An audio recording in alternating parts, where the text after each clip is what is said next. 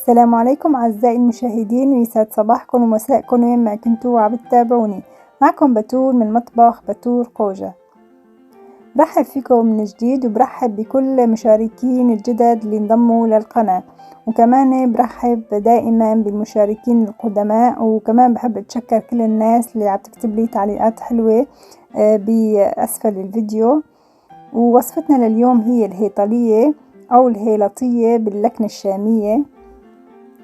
رح أقدم لكم إياها بطريقة سهلة وسريعة. تحياتنا لكل أهلنا وأصدقائنا وأقاربنا بالشام وكمان بحلب. تابعوني للأخير مشان تشوفوا المقادير وطريقة التحضير.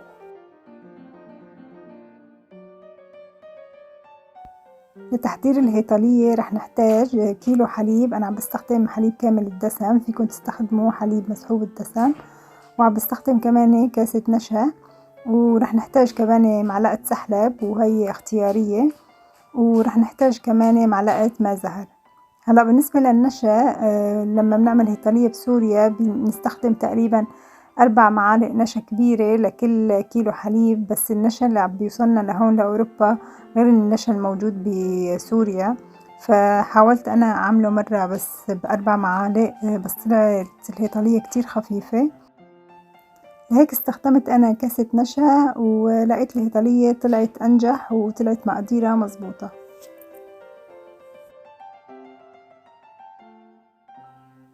بدنا نجيب الطنجرة أو الكسرونة اللي بدنا نطبخ فيها الهيطلية. الأفضل تكون تيفال مشان الحليب ما يعلق وتطلع طعمته ما طيبة أو يحترق معنا. رح نفضي الحليب بالكسرونة أو بالطنجرة اللي بدنا نحضر فيها الهيطلية.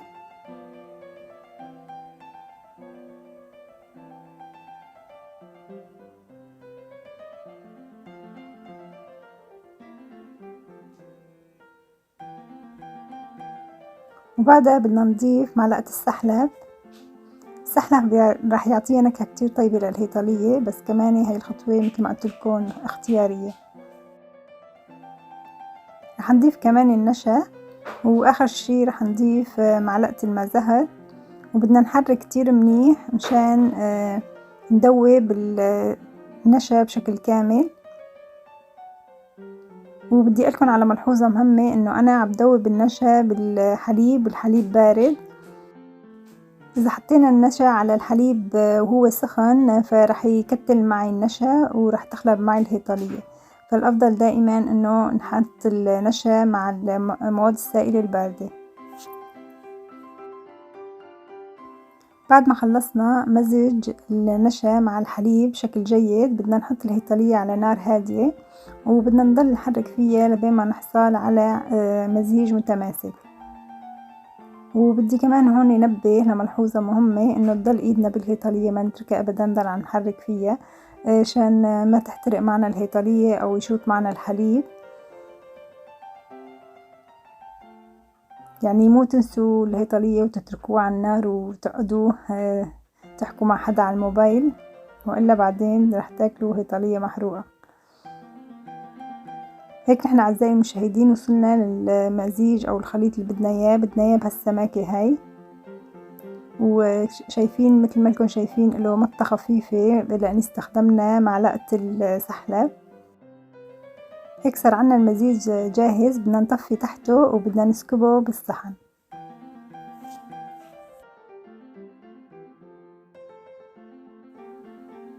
بعد ما طبخنا الهيطلية بدنا نسكبها بصحن، اي صحن متوفر عندكم او صينية. انا بفضل اسكبها بالصحون البايركس، بيطلع كمان شكلها حلو.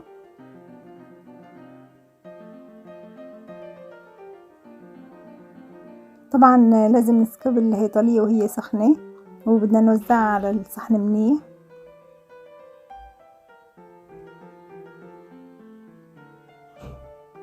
وبعدها بدنا نتركها تبرد تقريبا 10 دقايق ربع ساعة، وبعدين بدنا نضيف لها المي.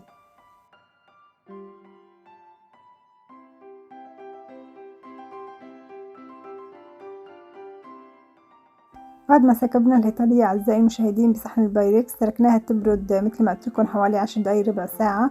وهلا بنجيب مي باردة كتير، الأفضل تكون محطوطة بالبراد، وبدنا نوزعها على وش الهيطلية. طبعا بدكم تسألوني ليش عم نحط لها مي، مشان سطح الهيطلية ما ينشف، ومشان كمان تعطينا هالتطعيجات هي اللي بتكون على سطح الهيطلية.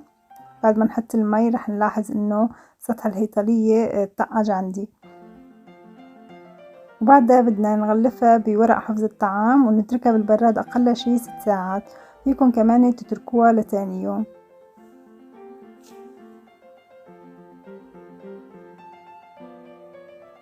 وهيك صارت عندي جاهزة لتدخل البراد. بعد ما تركنا الهيطلية أعزائي المشاهدين بالبراد ترتاح أو تبرد حوالي 6 ساعات أو بين 4 ساعات أو 6 ساعات حسب الوقت اللي متوفر عندكم. أنا تركتها لتاني يوم بصراحة. هلأ بدنا نبلش نقطعها.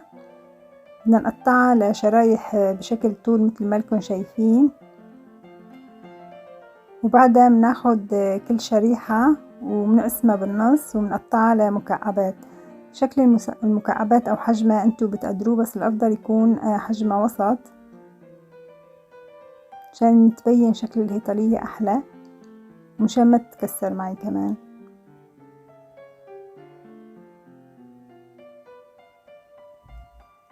طبعا أشهر المناطق عنا بسوريا المعروفة بالهيطلية هي مدينة إدلب. ألف تحية لأهلنا بمدينة إدلب. هلا بعد ما قطعنا الهيطلية بدنا نضيف عليها الحليب.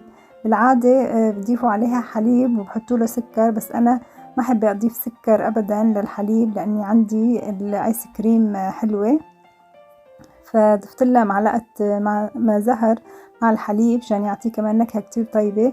وهلأ بدي أضيف البوظة.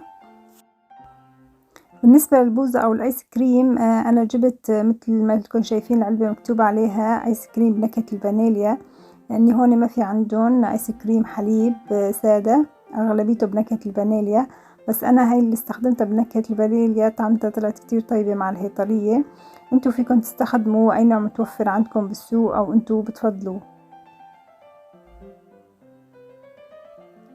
هلا عم نوزع البوظة أو الآيس كريم بشكل كرات، واخر شي طبعا بدنا نحط لمساتنا الحلبية ونزين بالفستق الحلبي.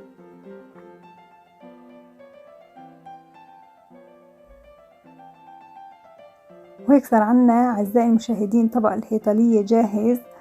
طبق كتير طيب وخاصة بفصل الصيف وبيبرد هيك على القلب، وألف صحة وهنا. إذا عجبكم الفيديو لليوم ما تنسوا تشاركوه مع أصدقائكم، ما تنسوا تكتبولي بالتعليقات الوصفات اللي بتحبوا تشوفوها. وتحياتنا كمان لكل أهالينا بمدينة إدلب اللي بتعمل فعلا أطيب هيطلية. وبشوفكم دايما على خير. كانت معكم بتول من مطبخ بتول قوجة، والسلام عليكم.